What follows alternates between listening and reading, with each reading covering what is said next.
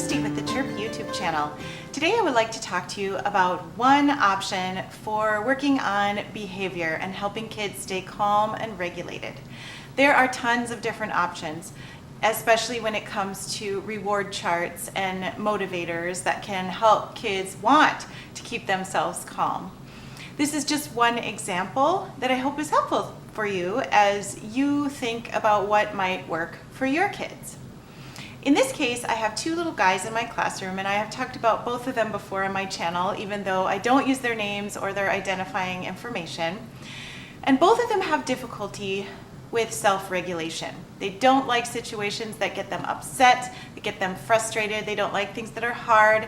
They don't like to be moved on from activities that are highly motivating to them. They don't like other kids very much a lot of the time.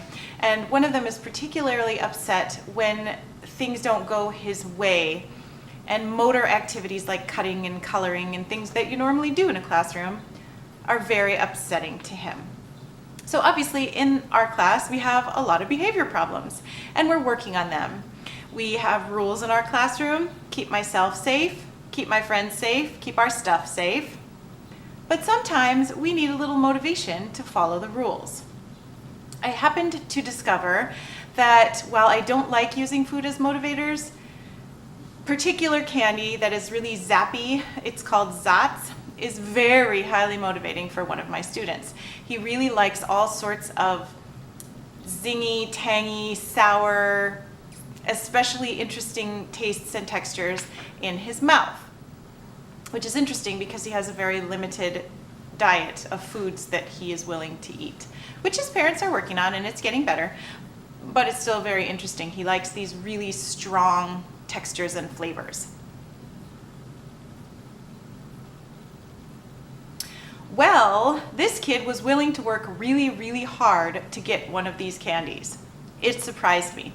And although I urge everyone to stay away from artificial colors, artificial flavors, and preservatives in food that they feed to children, because these things are linked to symptoms of attention deficit difficulties, to behavior management problems, and to other difficulties that kids face, I don't recommend them. And yet, there are situations where what a child is willing to do to get an object or an item that I think is less than ideal is worth the less than ideal thing. And this is one of those cases. If my student can't stay calm in class, he's not learning, he's not engaged with peers, he's not engaged with adults, he's not able to learn from his environment, and he's not practicing staying calm. We want to help them practice staying calm. So in this case, it's worth it to me, even if students are eating things that I think are not good for them. Long term, of course, he won't be getting 5 candies in the hour that he's with me on Sundays. He'll be getting 1 candy because I will expect him to last the whole time. As it is, I'm only expecting 10 minutes of calm and regulated behavior. And by calm and regulated, I mean no hurting someone else, no yelling or using a super loud voice, no using bad words or mean words, and no doing anything dangerous.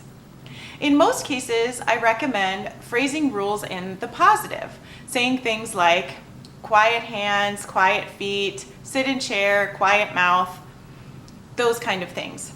In this case, I am using the positive, except I'm using it for things that are going to reset the timer. So I have a little visual, and I refer to the visual regularly and say, I'm hearing a really loud voice. I don't want to have to reset the timer, so can you turn it down a little bit? I just heard you call someone an idiot. Those are mean words. I'm going to reset the timer. Don't worry, I'm just resetting it to 10. Only 10 minutes, and you can still have your reward.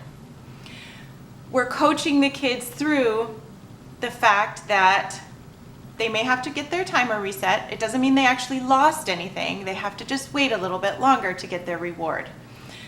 I suspect this will, in the long run, decrease meltdowns and frustration because they're not actually losing anything. I didn't have to tell them, no, you lost your sticker. All I had to do was say, I'm going to reset the timer. It starts again from 10 right now. So far it seems to be working really well. My boys are working very hard to keep themselves regulated, and me saying, I don't want to have to reset the timer, or I just reset the timer, I think we can pull it together so I don't have to do it again, has seemed to help them calm down faster. Let me show you how I introduced this topic to them. All right, we're gonna read this together, okay? Okay, the timer starts over when you hurt someone else or try to hurt someone else. When you yell or loud or use our voice, use mean words or swear words, do something dangerous. Right. So through our class, I am going to set the timer for 10 minutes. If you do any of these things, the timer has to start over. But if the timer does not have to start over and it gets all the way to 0, you get to choose a surprise.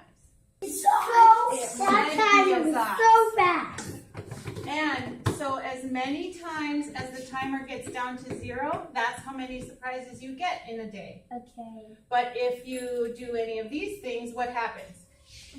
Nothing. We have to start over, right? What if you're at 1 minute and then you decide to use a swear word? Do you get any surprises? No. No, it goes right back up to 10, right? Okay, start. All right, start. As you can see, they didn't quite understand the rules or how things were going to play out right away. But as the first day went on that we did this method, they really caught on quickly and, as I mentioned, pulled themselves together faster when I mentioned the rules, when I showed them the visual, and when I reminded them that the timer was almost at the end and I really didn't want to have to reset it.